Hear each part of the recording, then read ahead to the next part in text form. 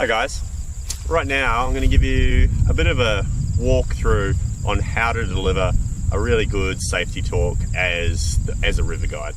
After 15 years of rafting, this is a tried and true formula that works very well for me. I understand there are differences in the way people give their safety talks, but I'm going to just talk you through a couple of things that I've found really useful throughout my rafting career.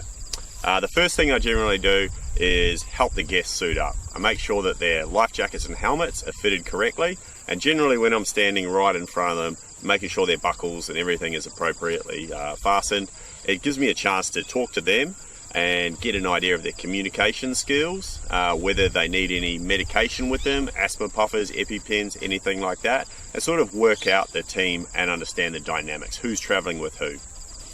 Once I feel that everyone's dressed appropriately, I then take them down to the boat. What I want to do is position them adequately in the raft for good weight and power. I don't want all the heavy people on one side. I don't want the boat to be unbalanced, and also take into consideration their communication skills. Everyone's going to be looking forward throughout the day, so I generally try and put the most competent people up the front. If those people sitting at the front don't speak English as their first language, or have poor communication, everyone's going to be taking their cues from them throughout the day, so I generally try and put those people back.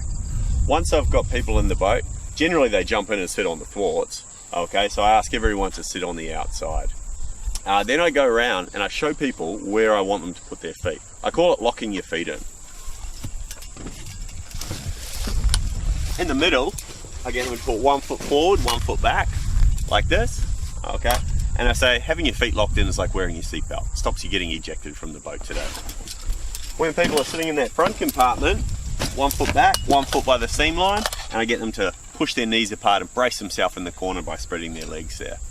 Once people are sitting on the outside of the raft, I get them to put their paddle on their lap, and I talk to them about the importance of holding onto their T-grip. T-grips are really dangerous when they fly around the boat. They're really good at busting people's teeth and breaking noses. So I emphasize that it's really important to hold on to that part of the paddle today, and that everything we're going to do today involves the other hand, and that this one stays glued to the end of the paddle. Once people are locked in with their feet in the appropriate position, their paddle on their lap, I mentioned that this is the neutral position. This is how I want them to sit throughout the day. So once people are in that neutral position, the first thing I like to teach them is how to hold on. Okay, when I teach people to hold on, I get them to put their T-grip down between their legs, and then their arm goes over their paddle. And I emphasize that contains your paddle. It keeps it trapped there so it's not going to fly around. I mentioned that if they don't put their arm over the paddle, it might fly around the boat and whack their buddies. Alright. The last thing when I'm teaching people to hold on is that I always get them to lean into the raft. It's much better to fall in than fall out. People understand that very well. Once I've taught them to hold on, generally the next thing I'll teach them is how to get down inside the raft. When I yell get down, I tell people that I want them to put the balls of their feet and their T-grip down on the floor and keep a hand on the outside rope. That gives us a low center of gravity, less chance of the raft flipping over, less chance of them as an individual falling out. Okay, sometimes there are inside lines, but I like people to hold the outside line. That way if we do flip over and they find themselves under the boat, it's easy to get out from underneath it if you already have a hand on that line. I then teach them how to get back up into their positions, and I generally say something like, everyone hop back up or back on the job. And that tells them to get back in that neutral position, paddle on their lap, holding their T-grip, feet locked in, ready to go. The next thing I'm going to teach people is how to shift their weight to the left and right of the boat. Generally, over left or over right are the two commands that I use. And I tell people, when it's time to move over left, keep your hand on your T-grip, slide your bum all the way across the tube, just leaving the paddle resting there. And if there's a thwart line on the boat, to hold on to that rope in the center. Okay. Then I get them back on the job, and then I do the same with over rights. Alright. Then talk to the team about paddling, and I emphasize the importance of working as a team and paddling together. So generally I get the two people in the front of the boat to paddle in time with each other, to watch each other, and everyone else in the raft is looking forward, so they take their cues from the people up the front. It's much easier for everyone to look forwards than it is to look back and try and keep time with the team. I tell them there's two paddle commands, forward paddle and back paddle, and that they'll be able to tell how hard I want them to paddle by the tone of my voice. When they hear a little bit of anxiety in my voice, maybe it gets a little bit louder, that they should paddle a little bit harder.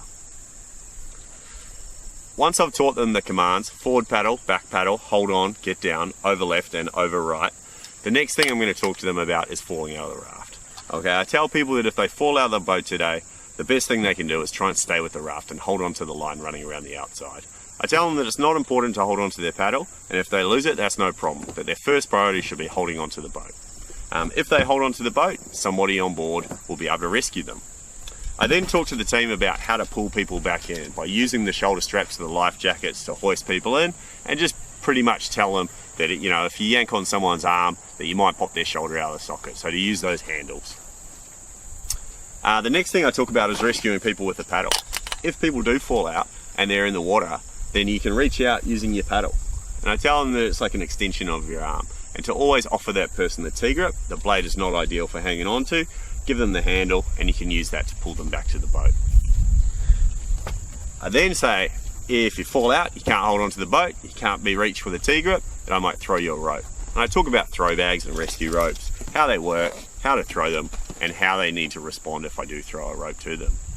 Okay, so everything is in sequence. Holding onto the boat, paddles, ropes. And then the last thing I talk about is if all three options fail and they're off floating down the river by themselves, then I discuss the whitewater float position. It is one of the most important things to talk about during a safety talk. And I basically say to them, I give them a demonstration. I say, I need you to get on your back, put your feet up, arms out, keep everything on the surface like a leaf on top. That way you float over things and not into things. Okay, always have your feet pointing downstream so you're looking where you're traveling, you can see where you're going, and if you come to rocks, you can push off rocks and defend yourself. Now there is the risk of foot entrapment, so I generally don't talk about that too much. I just say that if people have their feet down below the surface while they're moving in fast water, that they're going to smack rocks with their shins and they're going to take chunks out of their knees and their shins, and it's going to be very painful. That's generally enough of an incentive to remind them to keep them up off the bottom.